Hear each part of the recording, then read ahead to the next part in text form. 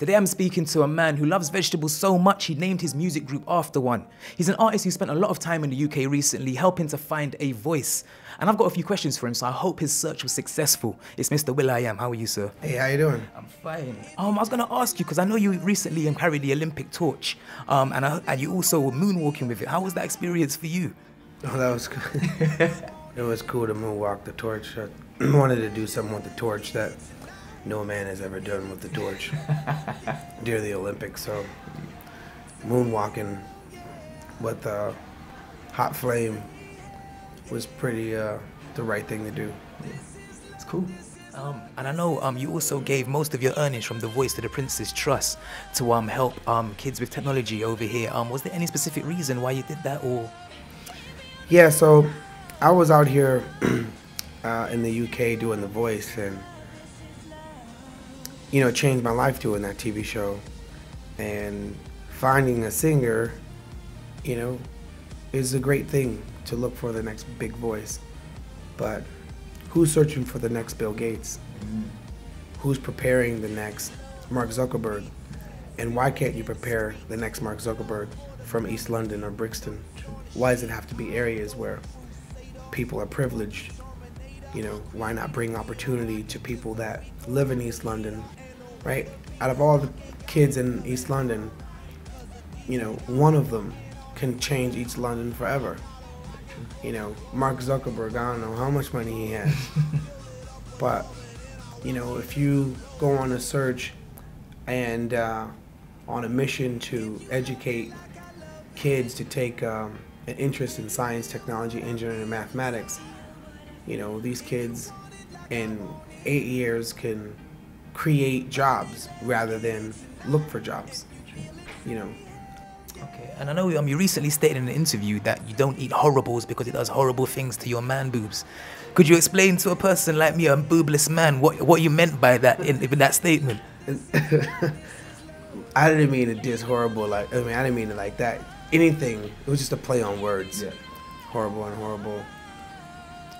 Like, I need to, you know, watch sugar intake, because, you know, I don't want man boobs. Like, there's certain things that I don't want to have. Yeah. And that's, you know, I mean, I like boobies, but I don't like boobies on me.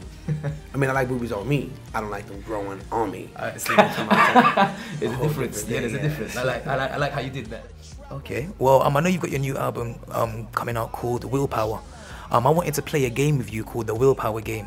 It's just something that I made up, and basically all I need you to do, I'm going to give you a few situations, and I'm going to ask you if you have the willpower to resist them, and if you do, to explain how you would do so.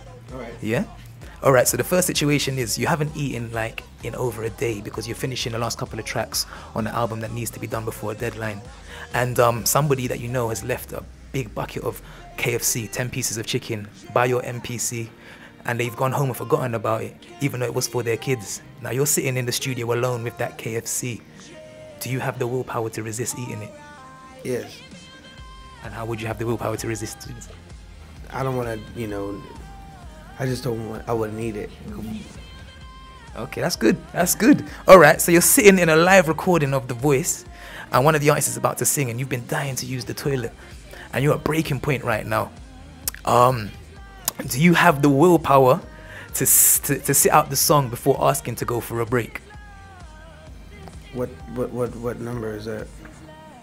I didn't put a number on it. It's whatever number is the most. It's whatever number is the most struggle for you, because obviously it's the willpower to maybe be able to fight it. Yes. Yeah. I'll be able to do that. Although it depends on breaking point, how if it's painful. It's painful breaking point. Like, you know what I mean? Like, sometimes you can hold your pee to the point where it hurts your bladder. Yeah, it's true. And that's dangerous. Yeah. So, and then sometimes you can have the deuces. You know, like that happened before on stage. Oh no. Where one time we were in, I remember the city. We were in America, and we were in Sacramento. Yeah. And I had my robot outfit on, And and it got to that point. So that breaking point. And so I don't know if you've seen the show, but I had my robot suit, and I had to like robot walk off the stage and whatnot.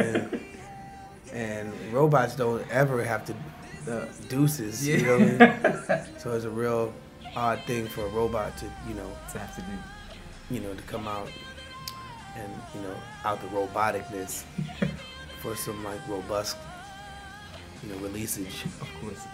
Robust releasage. I like the play on words there. I like the alliteration. Okay, the last one I'm going to say to you is you're doing an interview and you have an overwhelming itch inside your nose, and the cameras are at every angle watching you. Do you have the willpower to not stick that finger in your nose and just take care of that pesky itch? There's a ways to scratch an itch on your nose without going in it. Could you show me that? I don't know. Have you shown me that? Something new. It's Will.I.Am, it's Aaron from SBTV, and we're out.